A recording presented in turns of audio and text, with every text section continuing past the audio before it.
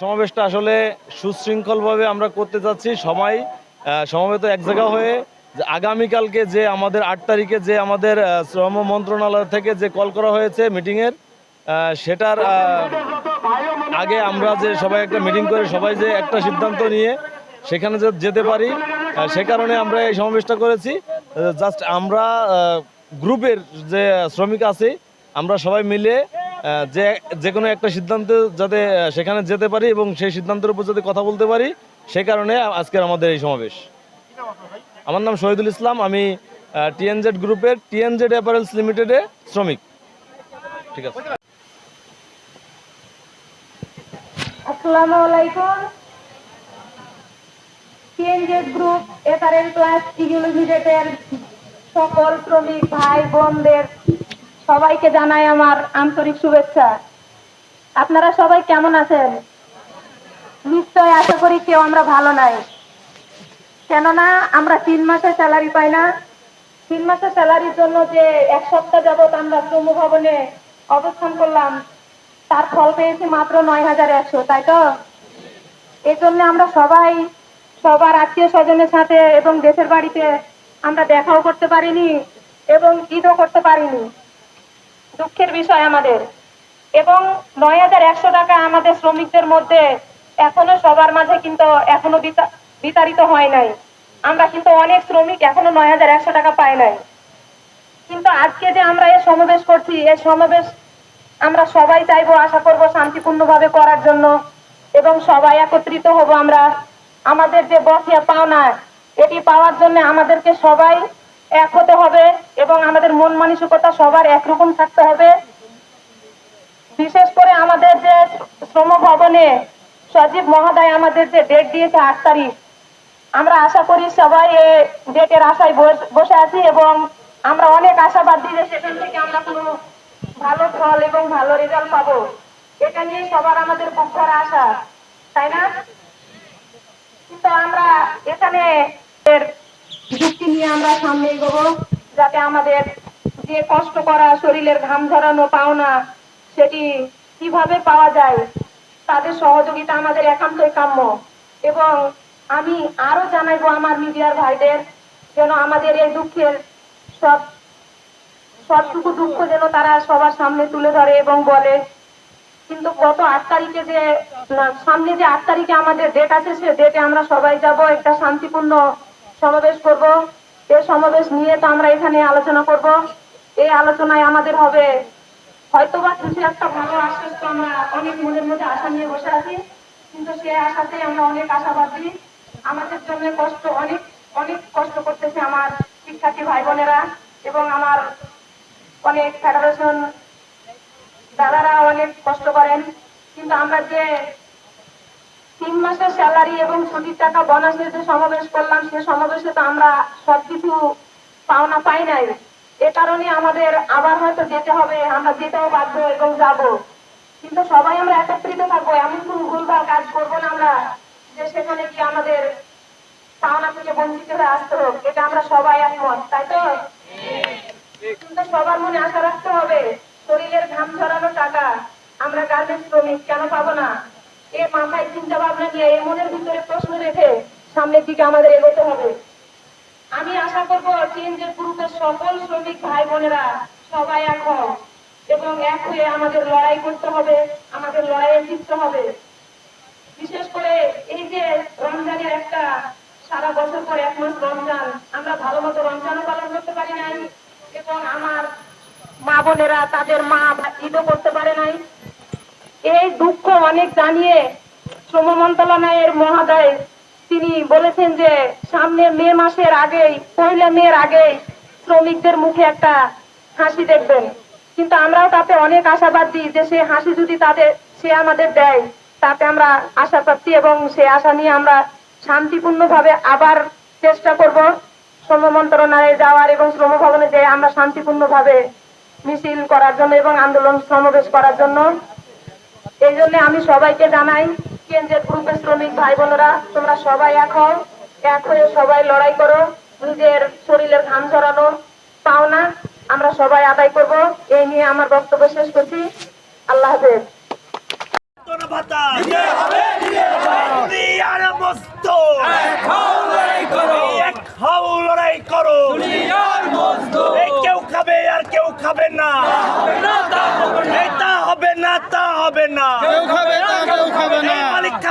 শ্রমিক খাবেন না, তা হবে না, তা হবে না।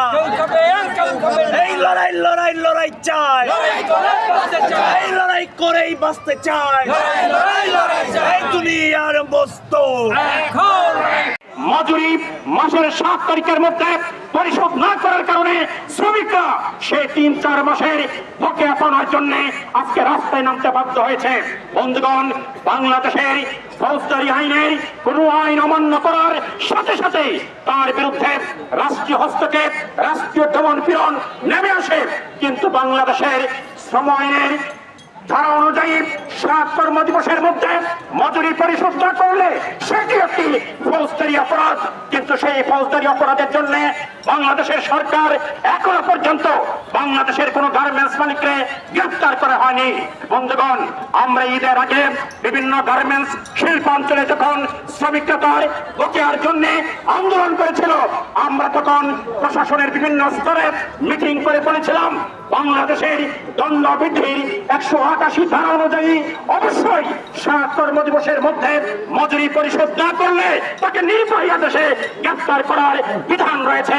সেই বিধানের প্রেক্ষিতে বাংলাদেশের অনেক জেলা প্রশাসন এবং মন্ত্রণালয় সেই বিষয়ে বিভিন্ন সময় রেজুলেশন গ্রহণ করা হয়েছে, কিন্তু এখনো পর্যন্ত কোনো মালিককে গ্রেফতার করা হয়নি। মালিককে গ্রেফতার করা হয়নি, বরঞ্চ মালিকদেরকে দুধে পাথে বিভিন্নভাবে পুষে রেখেছে এই সরকার। কিভাবে পুষে রেখেছে? যখন গত জুলাই আগস্টের আন্দোলন হলো, সেই জুলাই আগস্টের আন্দোলনের কারণে কয়েকটি শিল্পাঞ্চলে অস্থিরতার অজুহাত তুলে গিয়ে মালিকরা বলেছে আমরা লোকসানের মধ্যে পড়ে গিয়েছি, আমরা ক্ষতির শিকার হচ্ছি, আমাদেরকে ক্ষতিপূরণ দেন। সরকারের কাছ থেকে তারা 2000 কোটি টাকা সফট লোন, অর্থাৎ যে লোনের জন্য এই মালিকরা সরকারকে বিনা সুদে 2000 কোটি টাকা লোন নিয়ে নিয়েছে।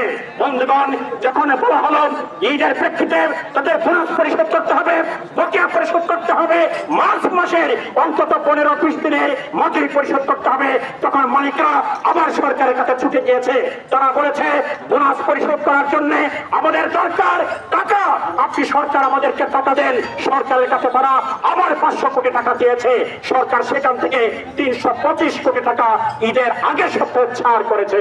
বন্ধুগণ, 2000 কোটি টাকা সরকারের টাকা নয়, এদেশের জনগণের টাকা, শ্রমিকের টাকা, কৃষকের টাকা। সেই টাকা সরকার মালিকদেরকে দিয়ে দিয়েছে। 325 কোটি টাকা জনগণের টাকা সেই মালিকদেরকে দিয়ে দিয়েছে। কিন্তু আমাদের এই ভাই বোনেরা শুধু টিএনজি গ্রুপ নয়, আমরা রোড ফ্যাশনকে নিয়ে বিজেপির সামনে অবস্থান করেছিলাম। এইরকম বিভিন্ন শিল্পাঞ্চলের শ্রমিকরা তার বকেয়া মজুরির জন্য, বোনাসের জন্য রাস্তায় নেমেছিল।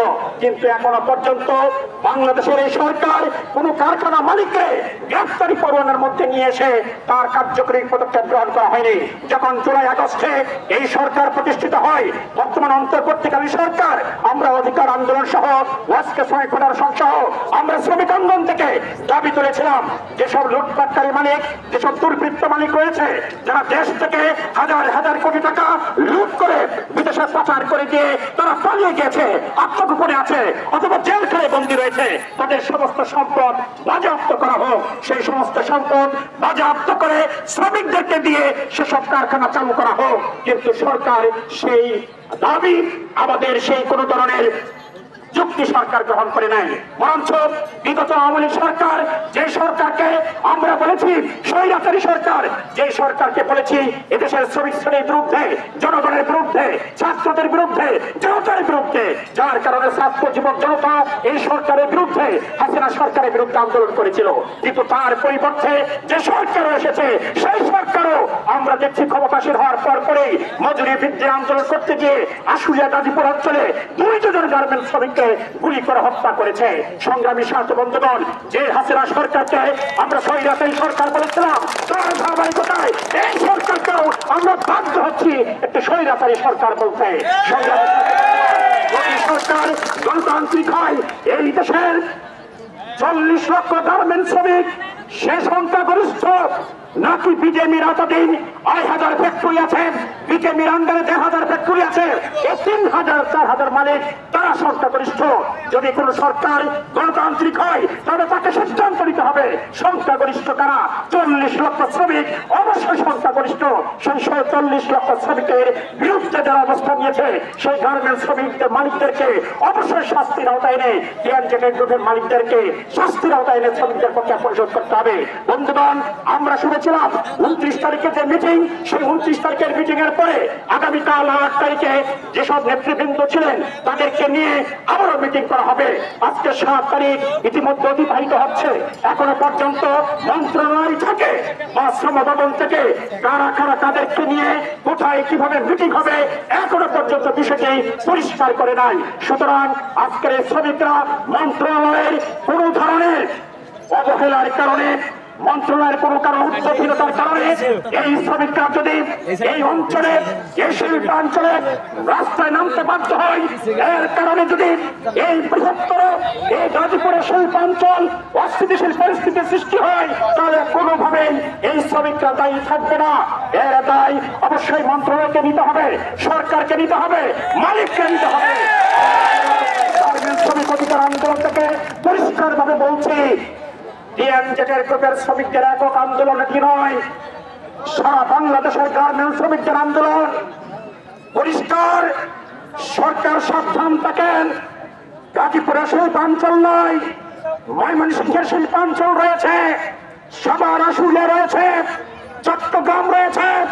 বাংলাদেশের প্রত্যেকটা শিল্পাঞ্চলের শ্রমিকরা এই টিএনজেড শ্রমিকদের দিকে তাকিয়ে আছে। তাদেরকে আপনারা কি করেন সেটি শ্রমিকরা দেখছে। যদি এই শ্রমিকদের আইনগত পাওনার ক্ষেত্রে অবশ্যই দ্রুত সময়ের মধ্যে কোনো পদক্ষেপ না নেন, বাংলাদেশের শিল্পাঞ্চলের শ্রমিকদেরকে কোনোভাবে শান্ত রাখতে পারবেন না। সেই আহ্বান জানিয়ে আমার বক্তব্য শেষ করছি। ধন্যবাদ সবাইকে। মজুরি মাসের 7 তারিখের মধ্যে পরিশোধ না করার কারণে শ্রমিকরা সেই 3-4 মাসের বকেয়া পাওয়ার জন্য আজকে রাস্তায় নামতে বাধ্য হয়েছে। বন্ধুগণ, বাংলাদেশের ফৌজদারি আইনের কোন আইন অমান্য করার সাথে সাথে তার বিরুদ্ধে রাষ্ট্রীয় হস্তক্ষেপ, রাষ্ট্রীয় দমন পীড়ন নেমে আসে। কিন্তু বাংলাদেশের শ্রম আইনের ধারা অনুযায়ী 7 কর্মদিবসের মধ্যে মজুরি পরিশোধ না করলে সেটি একটি ফৌজদারি অপরাধ। কিন্তু সেই ফৌজদারি অপরাধের জন্য বাংলাদেশের সরকার এখনো পর্যন্ত বাংলাদেশের কোন গার্মেন্টস মালিককে গ্রেফতার করা হয়নি। বন্ধুগণ, আমরা ঈদের আগে বিভিন্ন গার্মেন্টস শিল্পাঞ্চলে যখন শ্রমিকরা তার বকেয়ার জন্য আন্দোলন করেছিল, আমরা তখন প্রশাসনের বিভিন্ন স্তরে মিটিং করে বলেছিলাম বাংলাদেশের দণ্ড বৃদ্ধির 188 ধারা অনুযায়ী অবশ্যই 7 কর্মদিবসের মধ্যে মজুরি পরিশোধ না করলে তাকে নির্বাহী আদেশে গ্রেফতার করার বিধান রয়েছে। সেই বিধানের প্রেক্ষিতে বাংলাদেশের অনেক জেলা প্রশাসন এবং মন্ত্রণালয় সেই বিষয়ে বিভিন্ন সময় রেজুলেশন গ্রহণ করা হয়েছে, কিন্তু এখনো পর্যন্ত কোন মালিককে গ্রেফতার করা হয়নি। মালিককে গ্রেফতার করা হয়নি, বরঞ্চ মালিকদেরকে দুধে পাথে বিভিন্নভাবে পুষে রেখেছে সরকার। কিভাবে পুষে রেখেছে? যখন গত জুলাই আগস্টের আন্দোলন হলো, সেই জুলাই আগস্টের আন্দোলনের কারণে কয়েকটি শিল্পাঞ্চলে অস্থিরতার অজুহাত তুলে গিয়ে মালিকরা বলেছে আমরা লোকসানের মধ্যে পড়ে গিয়েছি, আমরা ক্ষতির শিকার হচ্ছি, আমাদেরকে ক্ষতিপূরণ দেন। সরকারের কাছ থেকে তারা 2000 কোটি টাকা সাবলোন, অর্থাৎ যে লোনের জন্য এই মালিকরা সরকারকে বিনা সুদে 2000 কোটি টাকা লোন নিয়ে নিয়েছে। বন্ধুগণ, যখন বলা হলো ঈদের প্রেক্ষিতে তাদের বোনাস পরিশোধ করতে হবে, বকেয়া পরিশোধ করতে হবে, মার্চ মাসের অন্তত 15-20 দিনের মজুরি পরিশোধ করতে হবে, তখন মালিকরা আবার সরকারের কাছে ছুটে গিয়েছে। তারা বলেছে বোনাস পরিশোধ করার জন্য আমাদের দরকার টাকা, আপনি সরকার আমাদেরকে টাকা দেন। সরকারের কাছে তারা আবার 500 কোটি টাকা দিয়েছে। সরকার সেখান থেকে 325 কোটি টাকা ঈদের আগে সপ্তাহে ছাড় করেছে। বন্ধুগণ, 2000 কোটি টাকা সরকারের টাকা নয়, এদেশের জনগণের টাকা, শ্রমিকের টাকা, কৃষকের টাকা, সেই টাকা সরকার মালিকদেরকে দিয়ে দিয়েছে। 325 কোটি টাকা জনগণের টাকা সেই মালিকদেরকে দিয়ে দিয়েছে। কিন্তু আমাদের এই ভাই বোনেরা শুধু টিএনজেড গ্রুপ নয়, আমরা রোড ফ্যাশনকে নিয়ে বিজেপির সামনে অবস্থান করেছিলাম। এইরকম বিভিন্ন শিল্পাঞ্চলের শ্রমিকরা তার বকেয়া মজুরির জন্য, বোনাসের জন্য রাস্তায় নেমেছিল। কিন্তু এখনো পর্যন্ত বাংলাদেশের এই সরকার কোন কারখানা মালিককে গ্রেফতারি পরোয়ানার মধ্যে নিয়ে এসে তার কার্যকরী পদক্ষেপ গ্রহণ করা হয়নি। যখন জুলাই আগস্টে এই সরকার প্রতিষ্ঠিত হয়, বর্তমান অন্তর্বর্তীকালীন সরকার, আমরা অধিকার আন্দোলন সহ ওয়াজকে শ্রমিক ফেডারেশন সহ আমরা শ্রমিক আন্দোলন থেকে দাবি তুলেছিলাম, যেসব লুটপাটকারী মালিক, যেসব দুর্বৃত্ত মালিক রয়েছে, যারা দেশ থেকে হাজার হাজার কোটি টাকা লুট করে বিদেশে পাচার করে দিয়ে তারা পালিয়ে গেছে, আত্মগোপনে আছে অথবা জেল খেয়ে বন্দী রয়েছে, তাদের সমস্ত সম্পদ বাজেয়াপ্ত করা হোক। সেই সমস্ত সম্পদ বাজেয়াপ্ত করে শ্রমিকদেরকে দিয়ে সেসব কারখানা চালু করা হোক। কিন্তু সরকার সেই দাবি, আমাদের সেই কোন ধরনের যুক্তি সরকার গ্রহণ করে নাই। বরঞ্চ বিগত আওয়ামী লীগ সরকার, যে সরকারকে আমরা বলেছি স্বৈরাচারী সরকার, যে সরকারকে বলেছি এদেশের শ্রমিক শ্রেণীর বিরুদ্ধে, জনগণের বিরুদ্ধে, ছাত্রদের বিরুদ্ধে, জনতার বিরুদ্ধে, যার কারণে ছাত্র যুবক জনতা এই সরকারের বিরুদ্ধে, হাসিনা সরকারের বিরুদ্ধে আন্দোলন করেছিল। কিন্তু তার পরিবর্তে যে সরকারও এসেছে, সেই সরকারও আমরা দেখছি ক্ষমতাসীন হওয়ার পর পরেই মজুরি বৃদ্ধির আন্দোলন করতে গিয়ে আশুলিয়া গাজীপুর অঞ্চলে 2 জন গার্মেন্টস শ্রমিককে গুলি করে হত্যা করেছে। সংগ্রামী সাথী বন্ধুগণ, যে হাসিনা সরকারকে আমরা স্বৈরাচারী সরকার বলেছিলাম, তার ধারাবাহিকতায় এই সরকারকেও আমরা বাধ্য হচ্ছি একটি স্বৈরাচারী সরকার বলতে। যদি সরকার গণতান্ত্রিক হয়, এই দেশের 40 লক্ষ গার্মেন্টস শ্রমিক সে সংখ্যাগরিষ্ঠ, নাকি বিজেপির এতদিন 2,000 ফ্যাক্টরি আছে, বিজেপির আন্ডারে 1,000 ফ্যাক্টরি আছে, এই 3,000 4,000 মালিক তারা সংখ্যাগরিষ্ঠ। যদি কোন সরকার গণতান্ত্রিক হয়, তবে তাকে সিদ্ধান্ত নিতে হবে সংখ্যাগরিষ্ঠ কারা। 40 লক্ষ শ্রমিক অবশ্যই সংখ্যাগরিষ্ঠ। সেই 40 লক্ষ শ্রমিকের বিরুদ্ধে যারা অবস্থান নিয়েছে, সেই গার্মেন্টস শ্রমিকদের মালিকদেরকে অবশ্যই শাস্তির আওতায় এনে, টিএনজেড গ্রুপের মালিকদেরকে শাস্তির আওতায় এনে শ্রমিকদের পক্ষে পরিশোধ করতে হবে। বন্ধুগণ, আমরা শুনেছিলাম 29 তারিখে যে মিটিং, সেই 29 তারিখের মিটিং এর পরে আগামীকাল 8 তারিখে যেসব নেতৃবৃন্দ ছিলেন তাদেরকে নিয়ে আবারও মিটিং করা হবে।